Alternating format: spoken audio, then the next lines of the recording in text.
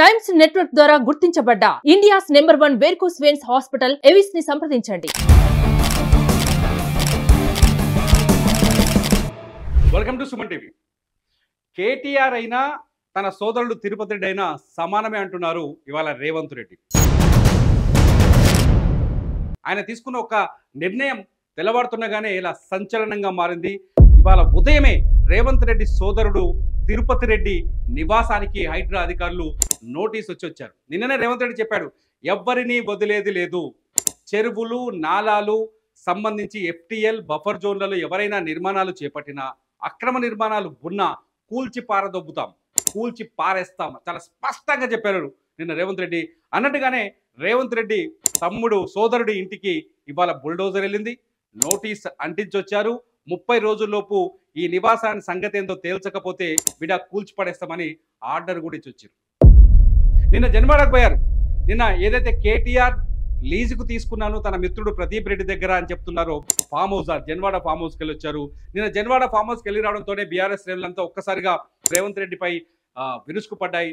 రేవంత్ రెడ్డి కుట్రపూరితంగా కక్షపూరితంగా రాజకీయ దురుద్దేశంతో ఈ హైడ్రాని నిద్రలేపి హైడ్రా ద్వారా అక్రమ కట్టడాల పేరుతో అందరినీ ఇబ్బంది పెట్టే పని చేస్తున్నారంటూ నిన్న బీఆర్ఎస్ శ్రేణులు కూడా ఆరోపణలు చేశాయి. బీఆర్ఎస్ సంబంధించిన అనేక నాయకులకు నిన్న నోటీసులు ఇచ్చారు. నిన్న మాజీ మంత్రి మల్లారెడ్డి ఉన్నాడు, మల్లారెడ్డికి ఇచ్చారు, మల్లారెడ్డి అల్లుడికి ఇచ్చారు, రాజశేఖర రెడ్డికి నోటీసులు ఇస్తూ వస్తున్నారు. ఇటు ఓల్డ్ సిటీకి వచ్చేసరికి అసదుద్దీన్ ఓవైసీ ఫాతిమా కాలేజీకి ఇచ్చారు. ఇవాళ రేవంత్ రెడ్డి తమ్ముడికి కూడా ఇచ్చారు. మంత్రి పొంగులేటి శ్రీనివాసరెడ్డికి సంబంధించిన ఫామ్ హౌస్ ఉందని చెప్తున్నారు, దాన్ని కూడా నోటీస్ ఇస్తామని చెప్తున్నారు. మొత్తంగా హైదరాబాద్లో ఉన్న గతంలో ఆక్యుపై అయిన చెరువులన్నింటిపైన దృష్టి సారించారు. చాలా స్పష్టంగా చెప్తున్నారు రేవంత్ రెడ్డి, హైదరాబాద్లో చెరువుల్ని కాపాడలేకపోతే మహానగరానికి మహా కష్టం, మహా దుఃఖం వస్తుందని చెప్తున్నారు. ఇవాళ తిరుపతి రెడ్డి ఒకవేళ రేవంత్ రెడ్డి నిజంగానే స్వార్థంతో నిర్ణయం తీసుకుంటే తిరుపతి రెడ్డి నివాసం ఉంటున్న ఇంటికి ఎందుకు నోటీసులు ఇస్తారు? ఇంతకీ తిరుపతి రెడ్డి నివాసం ఎక్కడుందో తెలుసా? మాదాపూర్లోని అమర్ కోఆపరేటివ్ సొసైటీలో ఉంది. అమర్ కోఆపరేటివ్ సొసైటీతో పాటు మాదాపూర్లో చాలా అనేక సొసైటీలకు నోటీసులు ఇచ్చారు. ఇవాళ అక్కడ కావూరు హిల్స్ ఉంది, నెక్టర్స్ కాలనీ ఉంది, డాక్టర్స్ కాలనీ ఉంది. అనేక మంది సినిమా యాక్టర్లు, పొలిటీషియన్లు, ఐఏఎస్ ఆఫీసర్లు, ఎవరు సుద్దపూసలు కాదు, అందరూ పిఎల్లు బఫర్ జోన్లలో ఇల్లు కట్టిరు. ఒకసారి చూద్దాం దుర్గం చెరువు ఇదివరకు ఎట్లుండే. ఇది ప్రస్తుతం దుర్గం చెరువు పరిస్థితి. ఒకసారి చూడండి, ఇది ప్రస్తుతం దుర్గం చెరువు పరిస్థితి. ఇగో గోడ కట్టి పడేశారు. ఇక్కడి నుంచి ఇక్కడికో గోడ, ఇక్కడి నుంచి ఇక్కడికో గోడ, ఇంకో గోడ, ఈడికెళ్ళి వేసి పడేసారు. ఈడికెళ్ళ ఈడ దాకా లాక్కొచ్చింది. దీన్ని ఇక్కడ కనపడుతుంది చూడు బ్రిడ్జి బందెలు వచ్చి. ఒకసారి నేను చేస్తున్న స్కెచ్ చూడండి ఎక్కడ దాకా పోయిందో దుర్గం చెరువు. దుర్గం చెరువు ఎట్లుండే ఏడికొచ్చింది చూడండి ఒకసారి. ఇవన్నీ ధనవంతుల కాలనీలే. ఇవన్నిటికి పర్మిషన్లు ఎట్టొచ్చినాయి? ఇవన్నింటినీ ఇటువైపు పోతే సాఫ్ట్వేర్ ఇండస్ట్రీ కనపడుతుంది కంప్లీట్గా. ఇటువైపు పోతే బాగా డబ్బులు ఉన్న వాళ్ళు, హైదరాబాద్లో ఎవరికైతే ఎక్కువ డబ్బులు ఉన్నాయో వీళ్ళందరూ ఇల్లే, వాళ్ళ ఇల్లు కనపడతాయి.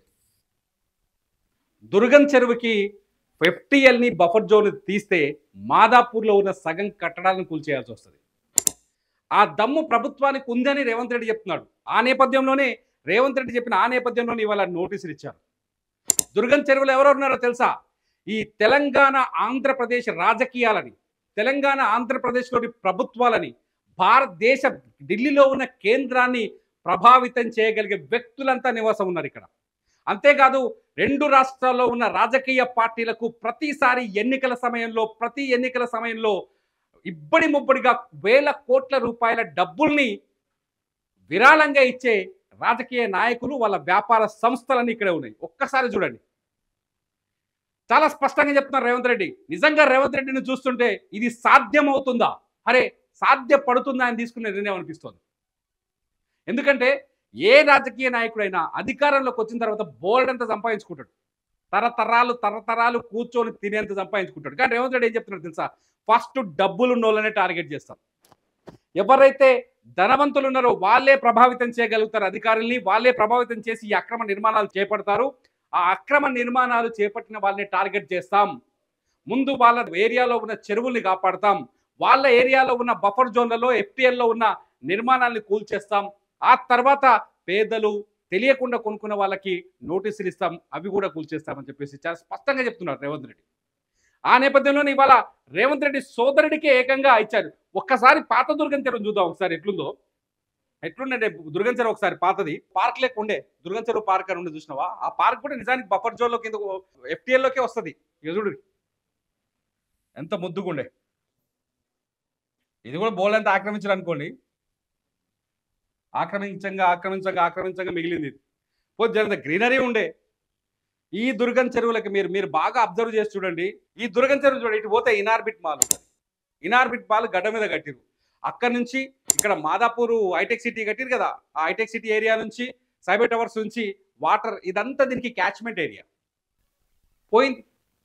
ఇలా మొత్తం బంగ్లాలు, కాస్ట్లీ బంగ్లాలు, విల్లాలు, కాలనీలు, కోటీశ్వరులు, 2 తెలుగు రాష్ట్రాల్లో ఉన్న కోటీశ్వరులంతా ఇక్కడనే మోపైరు వచ్చి ఈ ఏరియాలోనే ఇల్లు కట్టుకొని ఇవాళ లక్షల కోట్ల వ్యాపారాలు కూడా చేస్తున్నారు. దుర్గం చెరువుని రోజుకింత దగ్గరికి చేసి ఇంతింత ఆక్యుపై చేసి దీన్ని గడపడకుండా కూడా చేస్తున్నారు. నాకు తెలిసి మన పిల్లలు చూస్తారేమో కానీ మన తర్వాత వాళ్ళ పిల్లలైతే దుర్గం చెరువుని చూడండి మర్చిపోతారు. దుర్గం చెరువు అనే ఒక బోర్డు పెట్టి దాన్ని ఒక కాలనీ పేరు మార్చేస్తారు. ఇది గ్యారంటీ. తిరిగే లేదు. ఒక 2 తరాల తర్వాత దుర్గం చెరువు అనేది ఒక కాలనీ కింద మారిపోతుందని అర్థమవుతుంది. ఎందుకంటే హైదరాబాద్లో చాలా ఉన్నాయి. బతుకమ్మ కుంట, నల్ల కుంట, తూమ్ కుంట, ఈ కుంట, ఆ కుంటలన్నీ. ఈ కుంటలన్నీ ఒకప్పుడు చెరువులే. ఆ చెరువులన్నీ కాలనీలుగా మారిపోయాయి. దుర్గం చెరువు కూడా త్వరలోనే కాలనీగానో లేకపోతే ఒక బిజినెస్ జోన్ గానో మారిపోయే అవకాశం కనిపిస్తుంది. చూద్దాం, సేమ్ చూస్తారా? మీరేమంటారు? రేవంత్ రెడ్డి తన సోదరుడికి నోటీసులు ఇవ్వడాన్ని మీరేమంటున్నారు? తన సోదరుడు నివాసం ఉంటున్న ఇంటికి నోటీసులు ఇవ్వడాన్ని మీరేమంటున్నారు? నాకు తిరుపతి రెడ్డి అయినా గంతే, కేటీఆర్ అయినా గంతే అంటున్నారు రేవంత్ రెడ్డి. దీన్ని మీరే విధంగా చూస్తున్నారు? కామెంట్ చేయండి. మీ కామెంట్స్ పైన నేను మరో వీడియో చేస్తాను. చూస్తూనే ఉండండి సుమన్ టీవీ. మీ బిజినెస్ ఏదైనా మీ ఊర్లో ప్రమోషన్ చేయాలంటే అది సుమన్ టీవీతోనే సాధ్యం. ఇప్పుడే సంప్రదించండి.